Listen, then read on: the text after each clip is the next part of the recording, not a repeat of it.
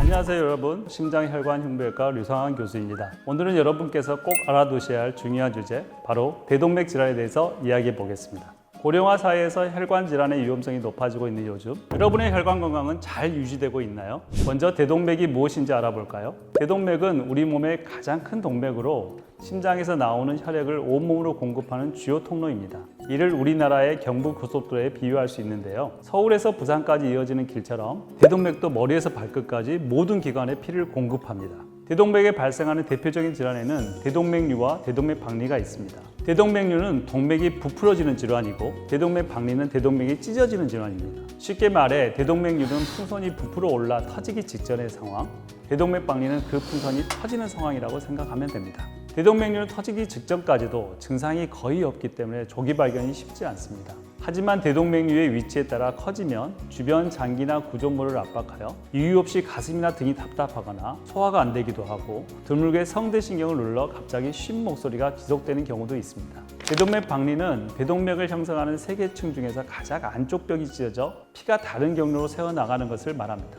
이로 인해 혈액이 충분히 공급되어야 할 뇌나 콩팥, 장기, 간 등에 갑자기 혈액이 공급이 되지 않으면서 중풍이나 장기 손상이 급격히 진행되게 됩니다. 대동맥 질환은 질환의 형태나 부위에 따라 다양한 치료 방법이 있습니다. 대동맥이 확장되어 있는 대동맥류의 경우 발생 부위에 따라 차이가 있기는 하지만, 특별한 경우가 아니라면 5cm 이하인 경우에는 정기적인 관찰과 약물 치료를 통해 관리할 수 있습니다. 그러나 대동맥류가 흉부 5.5cm, 복부 5cm 이상으로 커지면 박리증이나 파열의 위험성이 증가하기 때문에 수술이나 시술이 반드시 필요합니다. 대부분의 대동맥 박리는 갑자기 발생하게 되는데요. 발생 부위와 범위에 따라 다양한 증상과 합병증이 발생하게 되고, 그에 따라 치료 방법도 달라지게 됩니다. 심장에서 가까운 상행 대동맥에 박리가 생기면 즉시 응급수술이 필요합니다. 하행 흉부 대동맥이나 복부 대동맥에 문제가 생기면 증상이나 정도에 따라 약물 치료를 하면서 지켜보기도 하지만, 최근에는 대동맥 내에 스텐트를 삽입하기도 하고,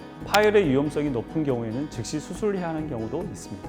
대동맥 질환의 가장 많은 원인은 동맥경화증입니다. 잘 알려져 있는 것처럼 우리나라는 다른 어떤 나라보다 빠르게 고령화 사회로 진행되고 있습니다. 사람의 몸은 기계가 아니기 때문에 나이가 들면 고혈압, 당뇨, 고지혈증 등 만성질환이 많이 생길 수밖에 없고, 이와 더불어 흡연이나 비만, 스트레스 등으로 인한 동맥경화 발생도 높아짐에 따라 혈관 질환의 증가와 함께 대동맥 질환의 발생률도 가파르게 증가하고 있습니다. 급성 대동맥 박리증이 발생하면 40% 정도의 환자들은 병원에 도착하지 못하고 사망하는 것으로 알려져 있습니다. 그리고 대부분의 대동맥 박리증 환자분들은 이전에 이미 대동맥류를 가지고 있습니다.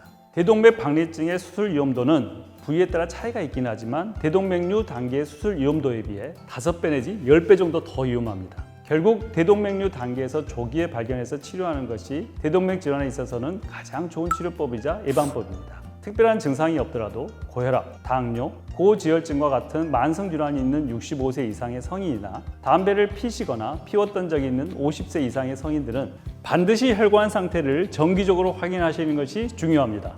현재 국제성모병원에서는 보다 정확한 대동맥류 진단을 위해 건강검진 시 목부터 무릎 부위까지 한 번의 CT 촬영을 진행하고 있는데요. 보시는 것처럼 단 한 번의 검사를 통해 전체 대동맥과 분지 혈관의 상태, 대동맥류 외에 여러 가지 동맥 문제를 확인할 수 있습니다. 여러분, 혹시 혈관 주치의가 있으신가요?